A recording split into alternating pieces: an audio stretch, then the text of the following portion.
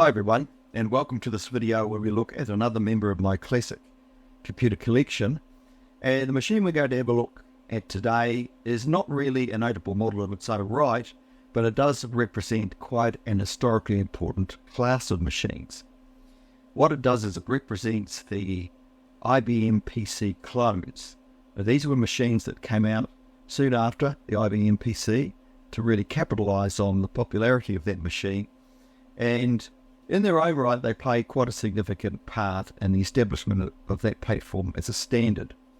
There were many different manufacturers and makers, all producing these legal, almost 100% compatible IBM PC clones. So this is one of them. This is the Commodore PC-5. So let's take a look at it. The Commodore PC-5 story really starts with this little fellow. Not the guy in the battered hat, but the machine on the desk. This is the IBM 5150, or as it's better known, the original IBM PC.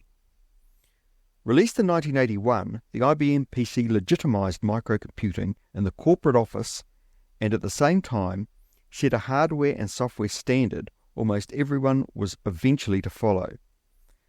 By 1984, this standard was well entrenched, and new business machines not bearing the IBM logo needed to be IBM compatible, otherwise their fate was sealed, unless they were wealthy and smart enough to find a niche, like say Apple did in the academic and desktop publishing market. In 1984, PCs from IBM were still pitched to the higher end of the market. Two new IBM models had appeared by that time, the PC XT and the AT. Both were backwardly compatible with the original. Both, however, were pricey. Commodore International Limited, makers of the highly successful VIC-20 and Commodore 64 home computers, saw an opportunity. There would seem to be a market for a low-cost entry-level machine for smaller businesses. These machines might also be of interest to white-collar professionals to have at home. People who use PCs at work might want a minimalist system in the study so they could process the odd file. The PC-5 and the PC-10 seem to fit the bill. Here are the specs of the PC-5. It's very similar to the original monochrome IBM PC, which, by the time 1984 rolled around, was old technology and a pretty Spartan system. The improvements the PC-5 offered over the original IBM PC were as follows: more onboard memory at 512K, a built-in parallel port, a built-in serial port, and a space for a hard disk. The vanilla mode only had one floppy disk drive. The more popular PC-10 was the same, except it could also handle CGA color.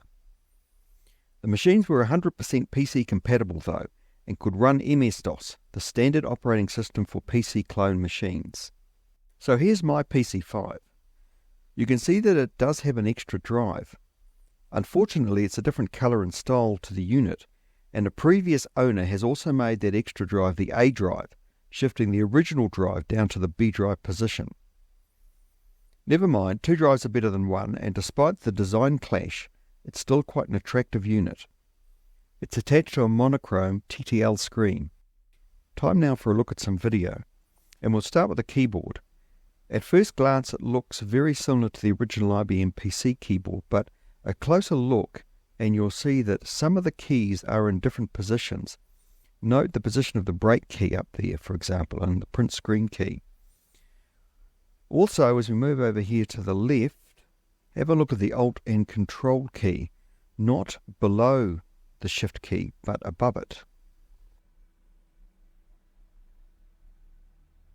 Now here's one feature I do like. The way the keyboard plugs into the front of the unit rather than the back. To me that's very convenient. So instead of feeling around the back trying to plug in your keyboard when you set the machine up, it just slots neatly into this little recess in the front. But notice something else. Note these four cork feet, very similar to the IBM PC. Coming around the back here we see one slot occupied. That contains the video output and a parallel port, and there are the connectors for the two inbuilt ports, the RS-232 and the second parallel port. And there's just a bit of model information. there on the left.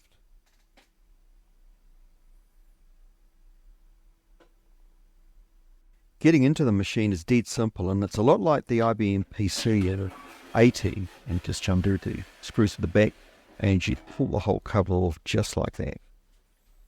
And you can get to the innards. Very easy to access. So now that our machine is exposed, I've turned it around and let's just do a fly past of its components. So you can see an extra floppy drive there. Quite a large power supply, and if we go down to where it connects into the board, you'll see it's quite a non-standard connector. It looks almost more like those connectors for the Apple motherboards rather than a PC one. That thing that looks like a PC power connector sort of at the back there is actually for the RS-232 port. So continuing on, we can see the 5 slots there. One's occupied, of course. You see a little bit of circuitry on the left of that card, including some dip switches. And notice that card that's poking up, that's a RAM expansion card, and this machine actually has 640K on board. So in that regard, it's fully maxed out with memory. Just another shot of the RAM card there. You can see in the background there the full-sized MDA graphics card. Swinging around, we can see the fairly tinny little speaker that the PC and all PC compatibles had, in the absence of a sound card. And there's the fairly large bay for a hard disk if the owner was so inclined to add one of those later. And that's just a shot of the back of the 2 drives. We'll just pan up and you can see the naked machine in its entirety.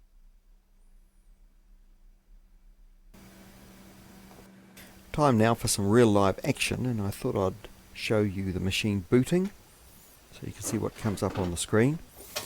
It's got a boot off a 5 1/4 inch floppy disk, of course. These floppy disks are 360K, that's what they can hold. You can see there's some copyright information. The date printed on the circuit board is 1985, so I'm assuming that's when this machine was made. Goes through a RAM check, as you can see. Cycles over twice, I'm not sure why that is. And eventually a light comes on the floppy disk drive and the operating system loads. A lot slower than it would from a hard disk, of course, but eventually it gets there. Now anyone familiar with MS-DOS will recognise the date and time prompt that comes up. This is MS-DOS 3.3 I'm running here, and the machine would have been sold with 3.2 or 3.3 when it came out. So we'll just put the date in. It's the 7th of December. I'll forget about the time. And there we have our classic A prompt. So if we do a directory on that, you'll see that on this disk I've just got command.com, so it's purely a boot disk. Now the original IBM machines, the AT, the PC and the XT, all had Microsoft Basic built-in ROM, but not so the clones. If you were running a clone, you had to load Basic off the floppy drive or hard disk, and with 3.3 that Basic is called GW Basic. So I've got it here on the B disk, so by just typing in its name we can load that up and get the typical Basic screen. Now this program you can see on the screen in front of you is called Checkit, and it's a very useful diagnostic program for PC type machines of the 1980s, and that it peers inside them and sees what's present. And you can see that actually in this machine not very much is present at all. 2 parallel ports though, but really not much else. You can also run benchmark tests, so we'll do one of those. One of the main system.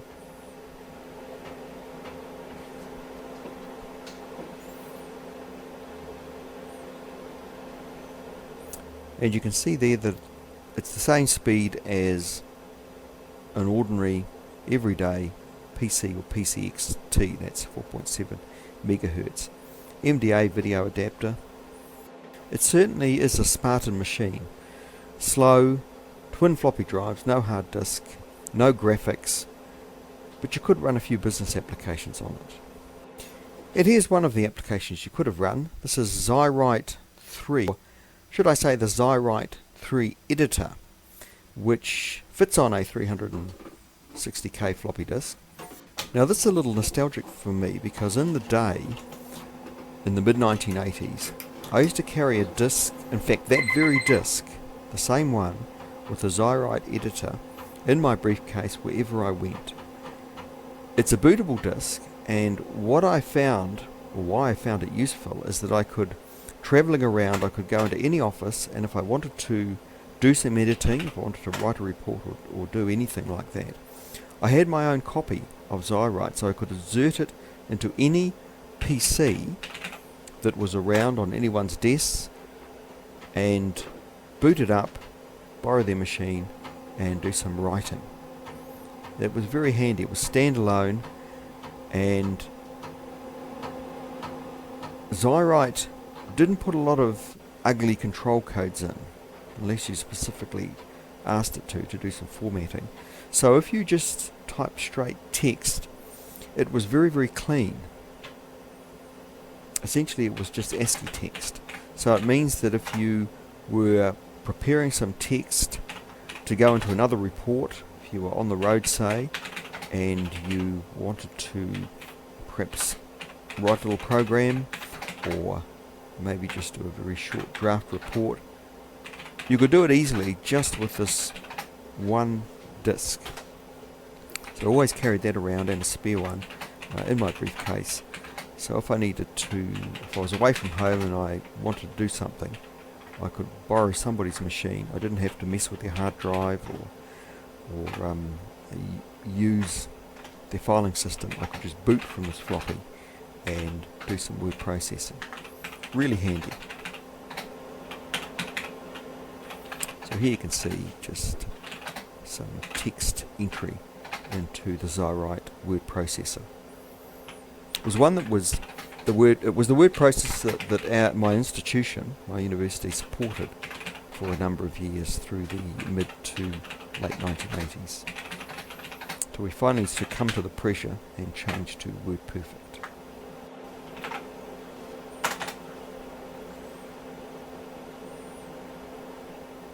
So we're just about finished, so we'll save that file, we'll call it temp, and that should save it on the B disk for us, and you can see the lights going on the drive there. So we'll get out of Zite. Had this command base up the top there, you could type a lot of commands for doing various tasks. If we do a directory here, you can see the temp file there. So that's it for the Commodore PC-5, and as you can see, it's a real basic entry-level PC compatible, designed and priced so that perhaps people would buy it for the home. No graphics, which is why I didn't show any games. Purely a machine to be used for writing letters, a little bit of spreadsheet work perhaps with simple spreadsheets and mailing lists and the like. This may explain one of the reasons why it is so rare. It probably wasn't very popular. The PC-10, which has a CGA card and could do colour, was a lot more popular, and that was probably because it was a little more suitable for the home, and at least the kids could play games on it, or you could play games on it.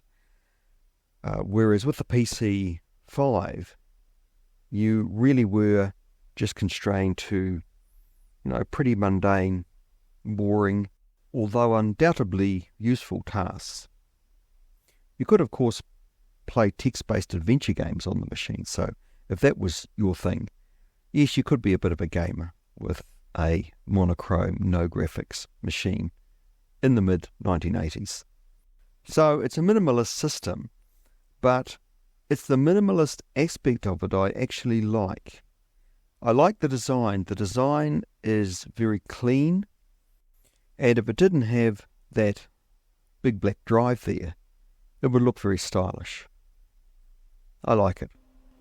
Well, thanks for joining me in that look at Commodore PC-5, an example of an IBM PC clone machine. So until next time, keep well, and we'll see you in the next video.